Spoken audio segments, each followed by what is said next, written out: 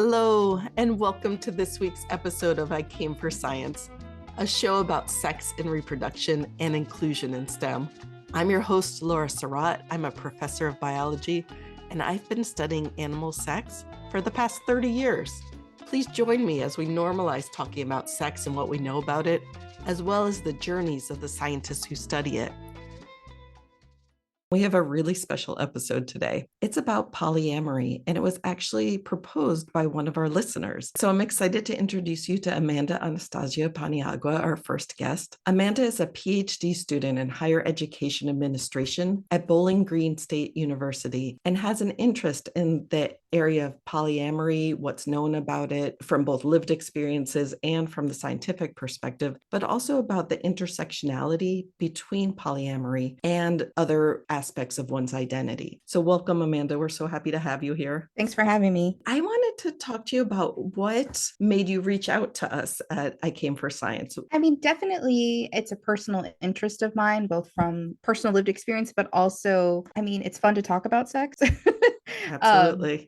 Just knowing that you are tackling it from an intellectual standpoint and knowing that it would be a space to talk about things in a academic setting and for listeners to take it in and, take what resonates with them and leave what doesn't. That's the beauty of inclusion and belonging, is that it offers different perspectives. You don't have to agree in that you're going to embody that particular identity or choice, but you at least respect other people's freedom to do so, I guess. And I think polyamory in particular is very stigmatized when we talk about sexuality in general. In listening to some of your episodes, I just thought your perspective was very fresh and very honest and non-judgmental. So I thought it would be a good platform to have that conversation. Well, I'm really honored. And I think you're right. Like when people think about polyamory, it's definitely like taboo and it feels forbidden to talk about. Mm-hmm. And it's just part, again, of the natural range of sexuality that occurs in humans and in other species, as we'll get to later. So I'm so happy that you reached out and that you're willing to talk about it here. Can you tell us a little about the science of polyamory, maybe starting with some definitions of terms? Yeah, sure. So, and I'm coming at it from a social science lens, not Right. necessarily the STEM background or field as a critical qualitative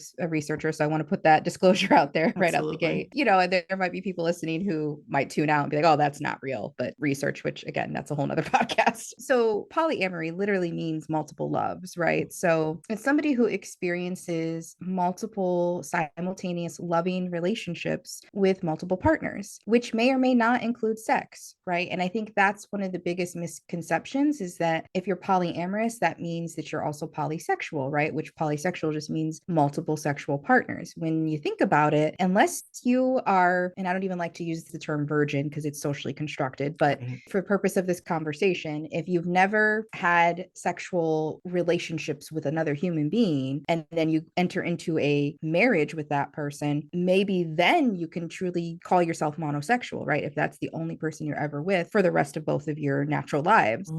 But a lot of us have had some type of sexual contact before we've entered into marriage. So we have practiced polysexuality. We haven't been exclusive with just one partner for our natural lives. And even polyamory itself, right? Again, because it's so strongly attached to this idea of multiple sexual partners, which is not necessarily always the case. Like we're also already practicing polyamory in our daily life, right? The love I have for my children is different than the love I have for my marriage partner, is different than the love I have for my other partner, right? Is different for the love I have for my parents, right? So again, I think there is this in general, in at least US context, US society, there is an aversion to sex, right? We live in a very sex negative culture. Where sex is, I was reading Dr. Emily Nagoski's book, Come As You Are, and she talks about the three areas in which sex is filtered: media, morality, and medical. So there's a lot of reasons why people might have a knee-jerk averse reaction because of the way they've been socialized, perhaps their religious beliefs, or just the things they picked up from perhaps their parents or family or even peers or even media. So I think that, just to get back to the terms, right, polyamory literally means multiple loves, that you can experience love simultaneously. There's another great book called Life Isn't Binary, where they spend an entire chapter on this idea of love, and that the English language is very limiting in the way that we define love. The ancient Greeks had 6 or 7 different, maybe even 8 terms, I think, at the end of the chapter for different types of love, right? There's Right. eros, there's agape, there's, the platonic love that we feel for friends, right? We often conflate love and sex, when I would say that sex is just one part of loving expression between humans. It is not the only expression, it is one, but it's a very potent and powerful one because of the endorphins that are released, right? And this kind of otherworldly experience that one can have. Right. Even in the absence of love, too. 100%. Yeah,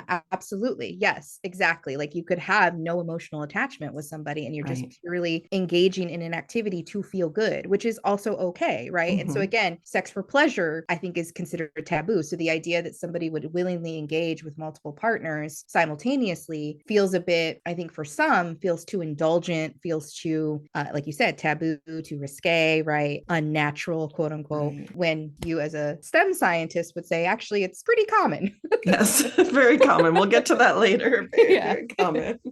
Yeah. And I think that distinction that you made at the beginning of sequential polyamory versus simultaneous polyamory is like where people get caught up, because I think most people are pretty comfortable with the idea that you might have multiple loves throughout your life, romantic relationship, but the idea that you might maintain one simultaneously, multiple ones simultaneously, is where their brains break a little bit around that. Yes. Right. Like they can't make sense of it. Yeah. What is known, like from the social science perspective, about polyamorous relationships in humans? I mean, as far as the research shows, it is perfectly normal to want to experience multiple human connections and multiple loving connections at that simultaneously. Again, I think a lot of the hangup is the social parameters that we put on ourselves or that we let others put on us. There's a book, Thriving in Non-Monogamy, An Ethical Slut's Guide to Polyamory. I love it. Okay. Yeah, the title alone, right? Yes. Even the idea of the ethical slut, because we do live in a sex negative society, there is a tendency to slut shame, in particular, women identifying individuals for having multiple sexual partners, that somehow we are deceiving others or not being loyal, whatever it is. So, again, that's coming from more of a clinical standpoint of somebody who might be working as a therapist for folks with cognitive behavioral therapy. And she writes that from the perspective of others might judge you, that's fine. But if it makes sense for you, that's okay. Just as polyamory or ethical non-monogamy makes sense for some people, monogamy and exclusivity makes sense for other people, right? I'm not here saying, oh, I practice polyamory, therefore you should too. That is not at all what I'm saying.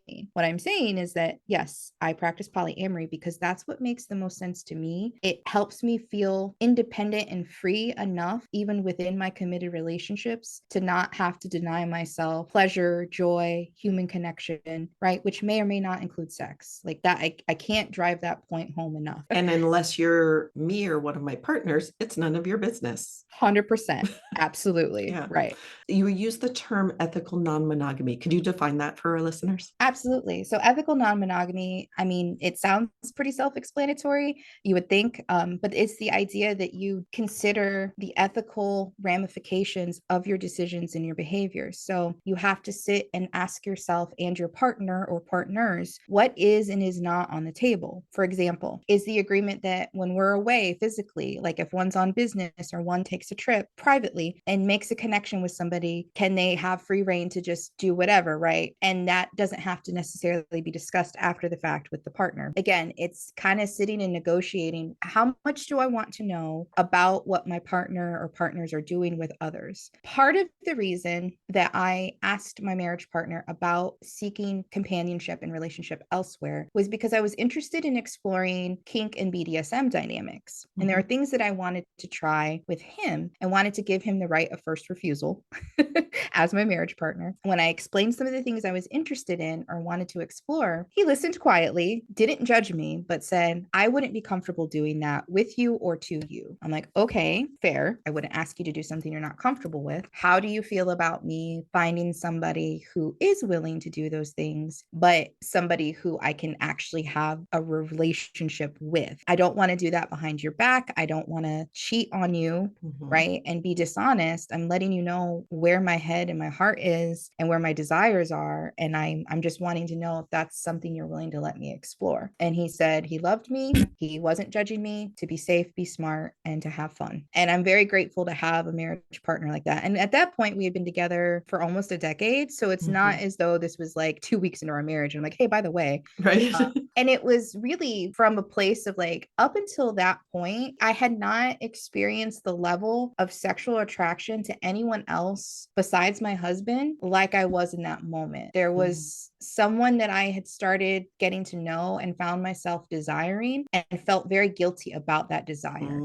And so one of the ways that I processed that with giving myself compassion and not judging myself was to start writing. And in this case, writing erotica, right? And living out my fantasies in my head. And that really started to awaken more desires. And I said, okay, I can either suppress this and put it on the shelf, or I can engage with it, explore it, and figure out what it means for me. But I ought to bring my partner along and ask him questions and see if it's even possible to do these things with him. That's Because so amazing that you did that, because I think so many of us suppress our desires or kind of keep them to ourselves, do not share them with our partners.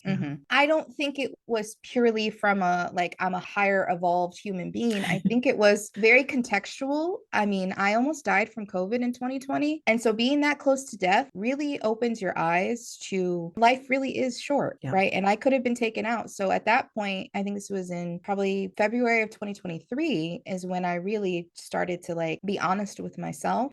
And like a good academic, right? I started reading, started researching, and wanted to did my literature review, right? Before I presented my arguments or my perceptions to my partner, because he's also very much an intellectual and would appreciate that logical, rational, conversation. As I started to read more and did my literature review, I realized, wow, like there's an entire language, there's an entire lexicon, there's entire terms for the things that I've been struggling with most, if not all of my young adult life. Wow. Like feeling trapped as soon as I'm in a committed relationship. It's always that like, but what if? And that's the natural curiosity and lifelong learner in me that I don't want to necessarily shame or shut down or suppress. And again, that's where the ethical piece comes in. In order to have that conversation, you have to be a good communicator. You have to be honest with yourself first, and then be willing to be honest with the people around you.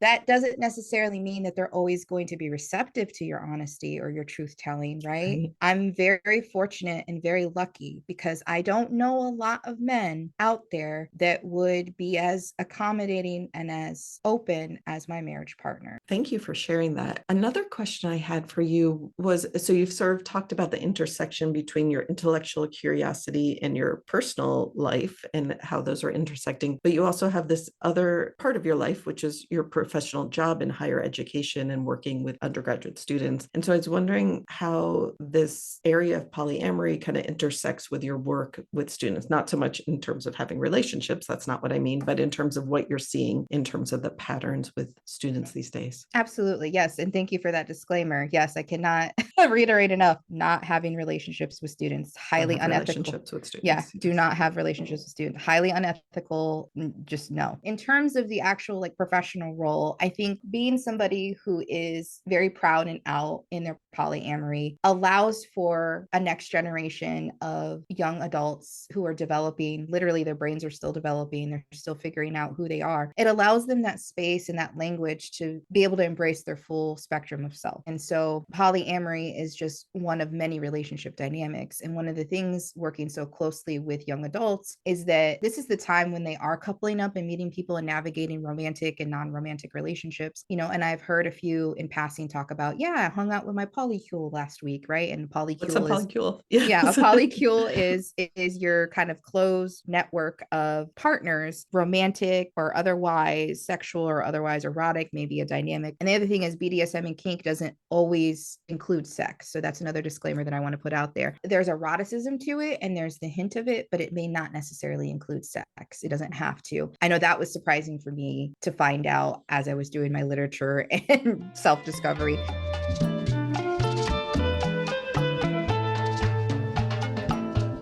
Now I want to invite in another guest who's one of Amanda's non-marital partners, Lee. Welcome to the program, Lee. Hi, thank you for having me. Yeah, I'm so excited to talk with you. I wanted to talk about how being polyamorous intersects with other aspects of your identity. Do you have some thoughts on that, Amanda? Yeah, I mean, I'm a proud member of the LGBTQ community. And so I think it intersects with that because relationship dynamics that are not, rooted in compulsory heterosexuality are in of themselves just queer, right? They're just different.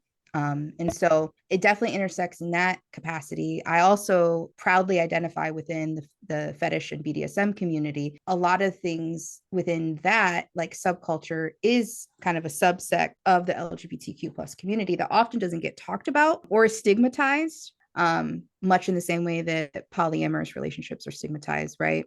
And I also want to be careful because I think there is a tendency to stereotype and conflate LGBTQ community with hypersexualization, oversexualization. So I want to be very careful, right? And not paint a broad stroke, right?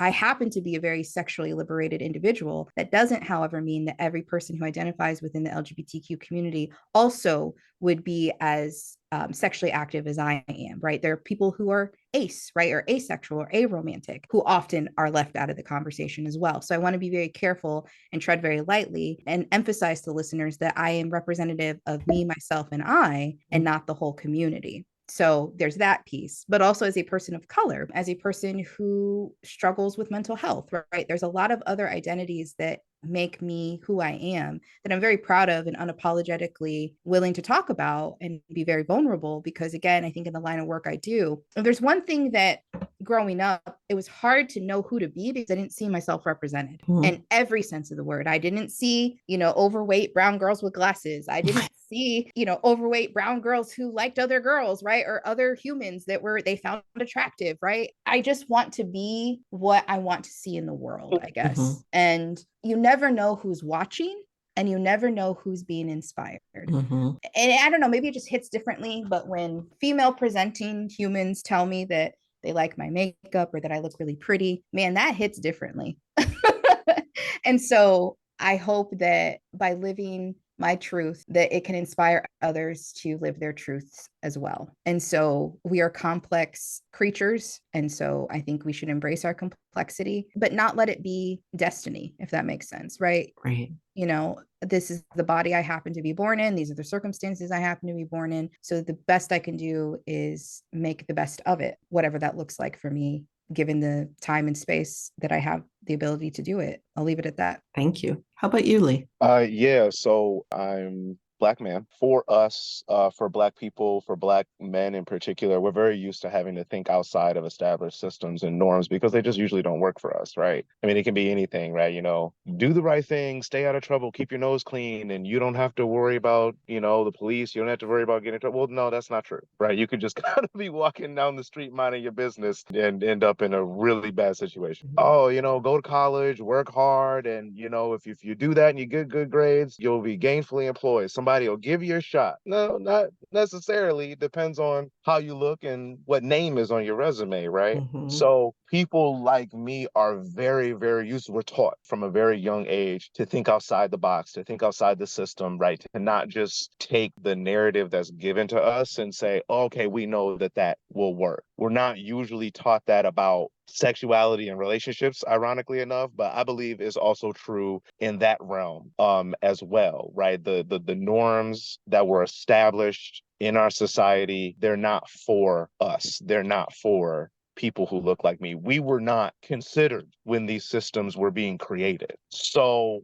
looking at how I handle relationships and thinking outside of the norms, I think maybe came a little bit easier to me than maybe it does for some folks. But like I said, I also always knew I was different. So maybe I'm just, as an individual, just didn't need that much nudging. But what I will say is that from an ideological standpoint, this is the only way of having relationships that fits with my ideology.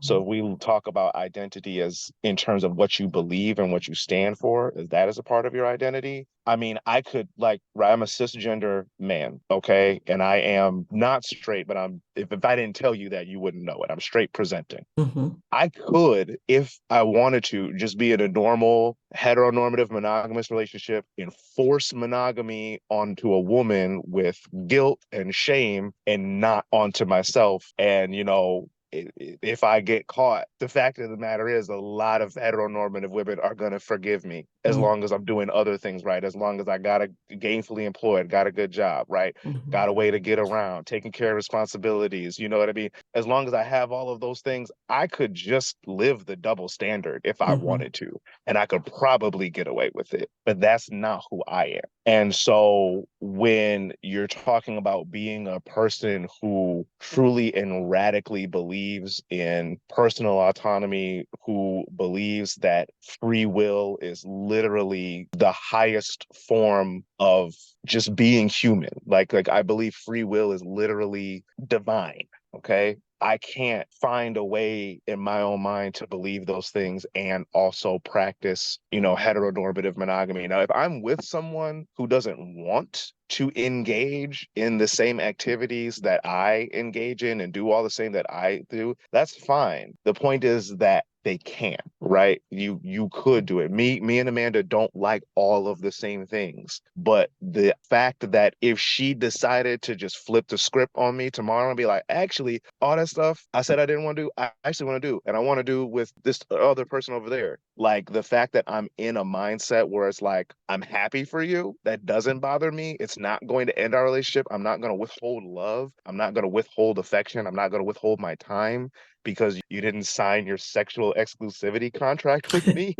Like, that's conducive to who I am. And I've pretty much exclusively dated inside of this community, the polyamorous or non-monogamous community, for probably about 6, 7 years now. And before that, I was kind of dabbling a little bit in both the heteronormative and this community. One thing I will say is that you probably shouldn't do that. It is a whole way of being, it's a whole way of thinking, and you Mhm. can't take somebody who thinks a monogamous way, but just like, wants to get their freak on and Mhm. just have them come in and that leads to probably the most complications. So the truth is that it is going to be in your best bet to date and find partnership and find sexual gratification and relationship gratification inside of this community, because then you're going to be with like-minded people and they're going to be doing things like the level of communication I have with people that I've just met. If I'm interested in dating someone and they're interested in dating me, is so far beyond what I ever had in monogamous relationships that were years long. I mean, we're talking about things and discussing things within the first couple of conversations we're having with each other that I didn't discuss with monogamous partners after a whole year. Because you have to, Right. you have to know that you're compatible in the ways that you want to be compatible, because we're not sort of engaging in this practice of, oh, well, the goal is for you to be my everything and the goal is for me to Mhm. be your everything. You have to check, well, what do you want? You really have to have really big conversations right at the beginning. You have to have tons of open communication. You really got to put yourself out there.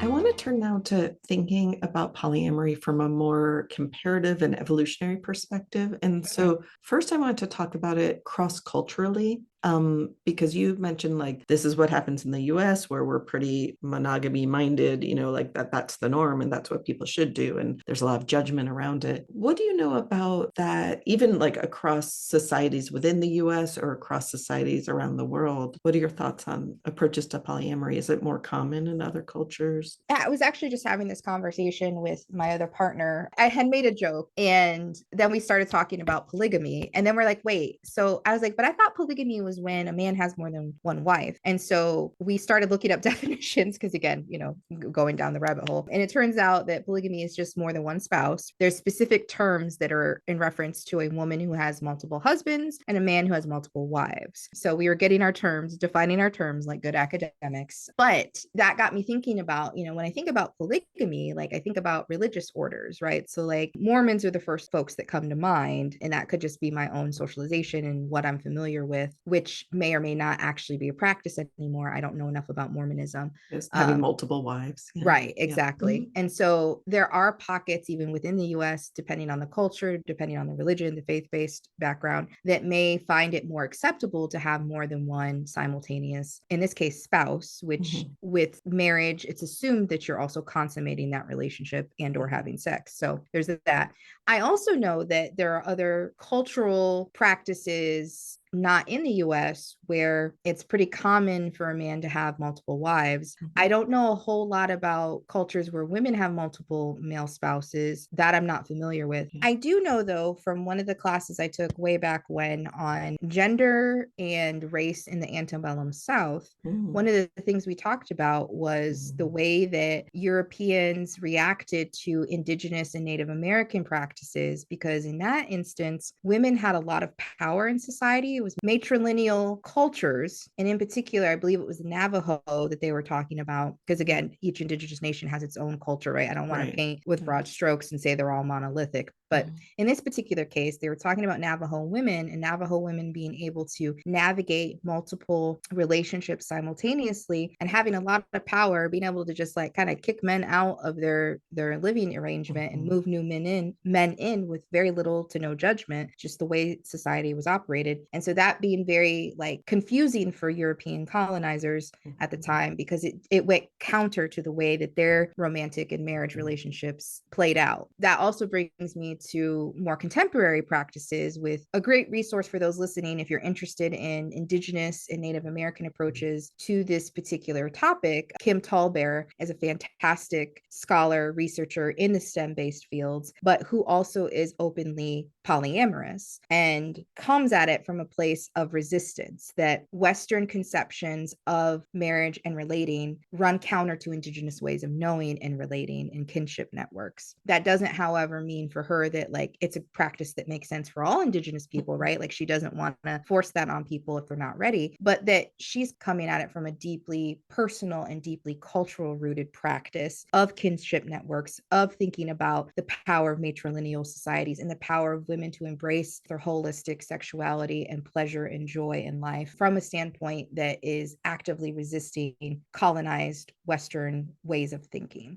From what I know, it's been a while. I was an anthropology major as an undergrad, so was learning about different practices in different cultures. And I think that serial polyamory was quite, or I guess you would call it serial monogamy maybe, but different partners, but only one partner at a time throughout life. But switching partners on a pretty regular basis is quite common across different cultures. And sort of staying with one partner long enough to rear a child to independence at a few years of age and then switching to another partner. Yeah, interesting. So now I want to invite you to ask me questions. So my area of research, as you know, is about sexuality and reproduction in non-human animals. And I was wondering if you had any questions that might help us to intersect in our two areas of interest. What can non-human animals teach human animals about the diversity of sexuality? Let's just start there. That not a loaded question at all. Not at all. Yeah. So I always like to start these conversations with reminding people about the naturalistic fallacy, which is this idea that what happens in other organisms or what happens in the natural world doesn't tell us anything about the morality of what happens in humans, right? It just is a description of what's happening. And so it makes you understand what's going on in the world, but you shouldn't use that to pass judgment one way or another on human behavior. So we see examples of that all the time in the press where people say, well, that's not natural. It happens in other animals, or this is our evolutionary heritage, so it means we have to do this, right? And we want to avoid those types of assumptions. But that said, non-human animals do every single thing sexually. Like we didn't invent anything.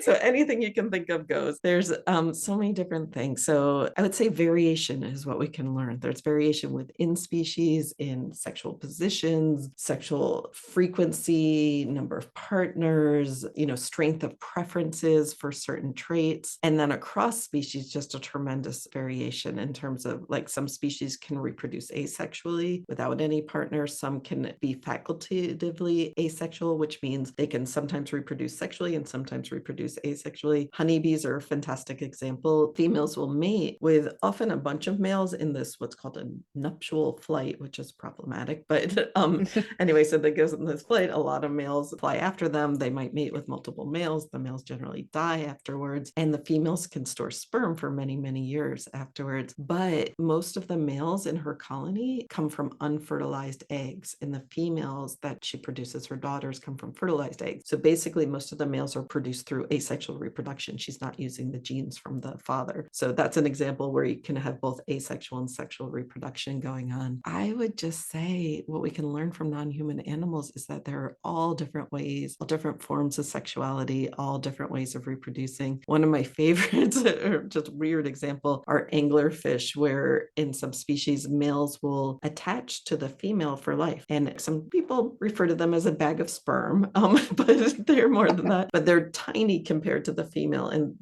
sometimes females will have multiple males attached to her, and they can deliver sperm. So just so much variation. Wow. So many thoughts running through my head. Yeah, tell me. Let's go. I mean, just the idea like multiple men attached to her at once. Like, good for her. Yes. I mean, it is very interesting. I guess even this conversation of like sexual reproduction, like there's, I think, this assumption built into the way we moralize and assign meaning to sex. Yes, sex can lead to reproduction, can lead to offspring, but it doesn't necessarily have to. Mhm. So can you tell me of any examples in non-human animals where sex is simply for pleasure, like that there is no necessarily like procreation? So I think pleasure is a tricky word. You're right. It is. I'm assigning. I'm what's the word? Thank you. Anthropomorphizing. Yeah, it's Yes. just tricky because I'm sure they do experience both pleasure and pain, but it's hard to define. And like even the pleasure you experience is probably different from my experience of pleasure. So even understanding another human is difficult. I think the way a biologist would think about it is, do they have non-conceptual sex, is what we would say, is sort of sex outside of the realm of reproducing. And so with other primates, the answer is often yes. Not all of them, but certainly there's a lot of primates that will have sex when the female isn't in sort of her ovulatory part of her cycle. And there's a lot of animals that engage in homosexual sexual relationships. So that happens in many different animal species, both females with females and very commonly males with males. Often, so in most insect species, sex is temporarily, so in time, separated from actual fertilization and reproduction. So in a lot of species, there's sperm storage. That's actually the topic of a whole other episode. But females will mate with males and store sperm from those males. Sometimes not. Sometimes they eject that sperm. That happens in birds. It happens in insects and other species. They'll just eject that sperm. And so why are they mating with them anyway? If they're just going to eject the sperm, maybe it is pleasure. People have other hypotheses, like maybe the male overpowers the female, but maybe not. Maybe she's just mating for pleasure and doesn't want to use those sperm. There's other hypotheses of females mating with multiple males, even though they wouldn't need to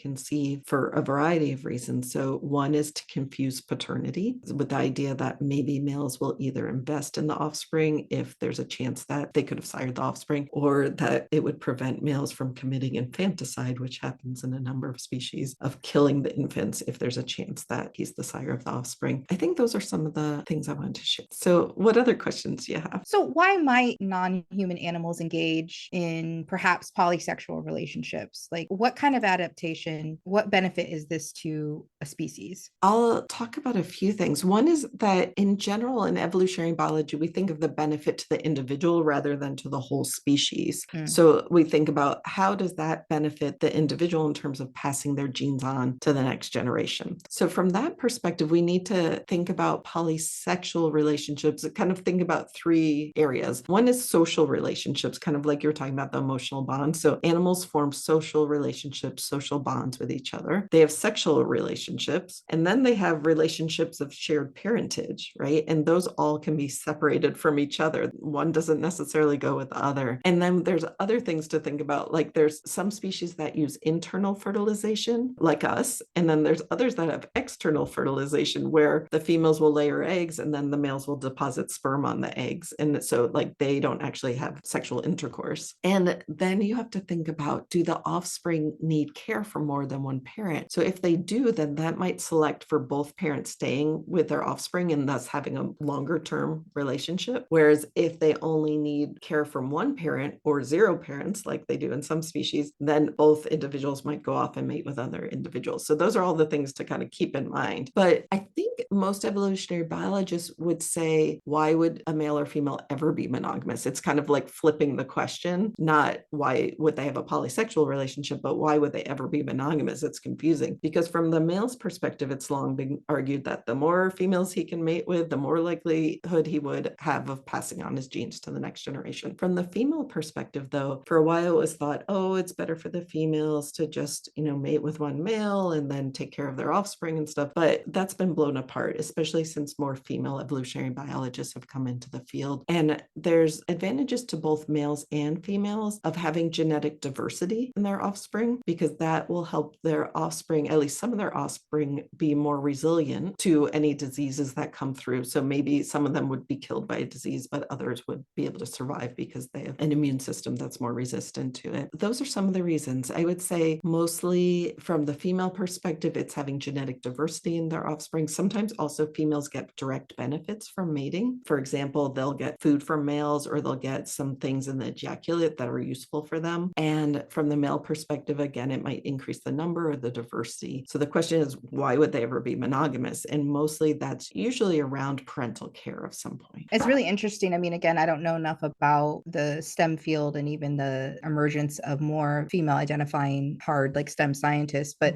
just even you saying like that quick summary of that, it used to be thought that the more male species mated, the better likelihood of offspring. And then it sounded like at some point male scientists were anthropomorphized. I can't say that word, so say it Anthropomorphizing. Yeah. Right. Absolutely. Human sexual relationships Oh, yeah. in their scientific research to then maybe justify the way that women were being treated in society. Absolutely. In their gender role. So it'd be really, I'm sure there's research that people have, picked that apart as well. My social scientist is like, my gears are turning. Yeah, absolutely. And one of my favorite writers in this area, scientists in this area, is Sarah Blaffer Hrdy. And she's written a classic book that's called The Woman That Never Evolved. And it's kind of talks a lot about how society and study of animal behavior have informed each other, not always in a great way. So, right. I mean, the same thing with pseudoscience.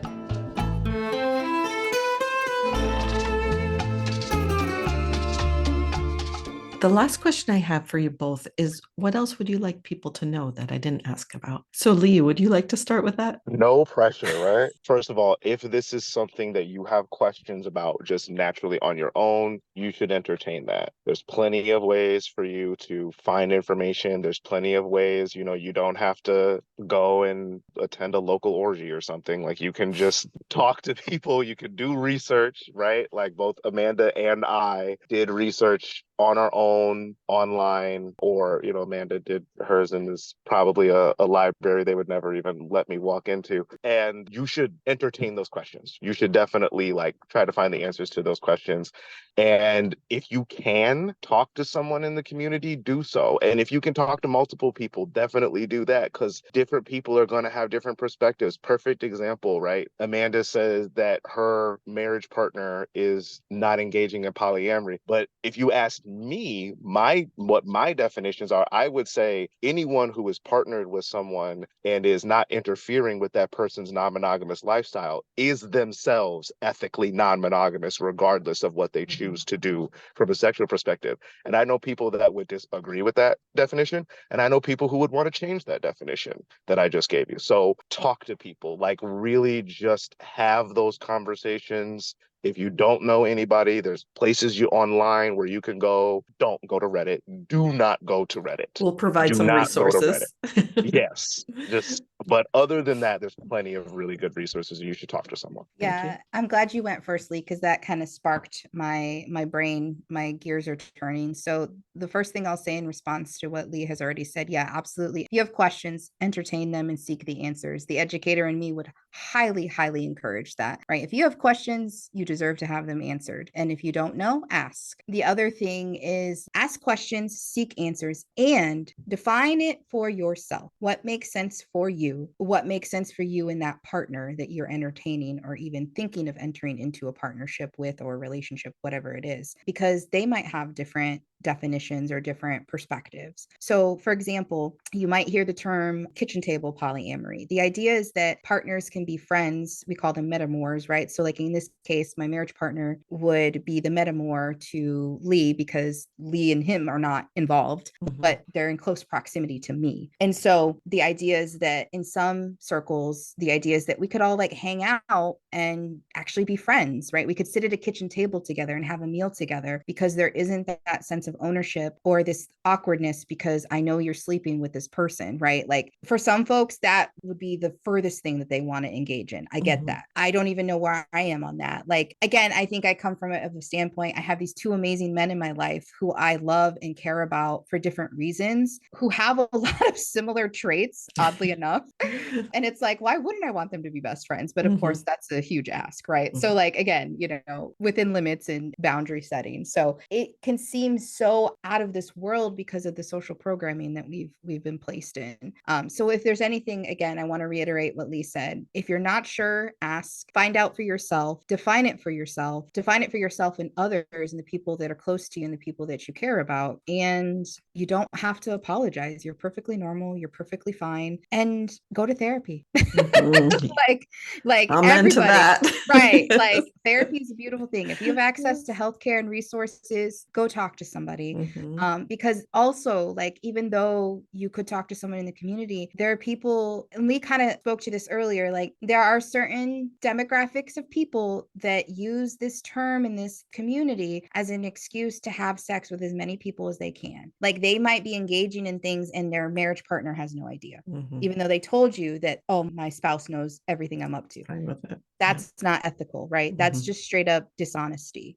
And that's just going to create a whole host of problems. So again, yes, talk to people, trust your gut, trust your instinct, but also talk to professionals, right? It's okay. Like if you're having a relationship problem, it's okay to go talk to a therapist and kind of run the scenario. And a good therapist isn't going to judge, right? Like my therapist is amazing and knows that I'm polyamorous and helps me work through some conversations. And that's very helpful because it lets me know, again, that I'm not burdening another partner with that. And that I have a health professional who has a different background and a medical background at that and a clinical background to help me navigate these waters. Because there are some, as in any community, there are going to be problematic people and, lack for a better word, a predator, right? Somebody who is looking to cause harm to others. And they come in all forms, all gender identities, all sexual orientations. I don't want to paint with a broad stroke, but there's a reason why we say find out for yourself, essentially. Right. Well, Amanda and Lee, thank you so much for joining I Came for Science and for sharing so honestly and vulnerably of yourselves and generously. And I really hope that for our audience, this helps normalize the variation in sexual behavior that happens in humans. And it's beautiful. And I'm so glad you shared it. So thanks again. Thanks for having us. Yeah, this was fun. Thank you. Absolutely.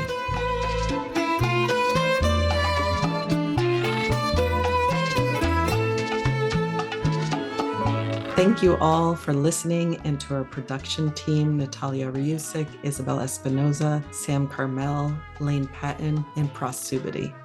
The music for this episode is entitled I Don't Smoke by the Mythical Score Society.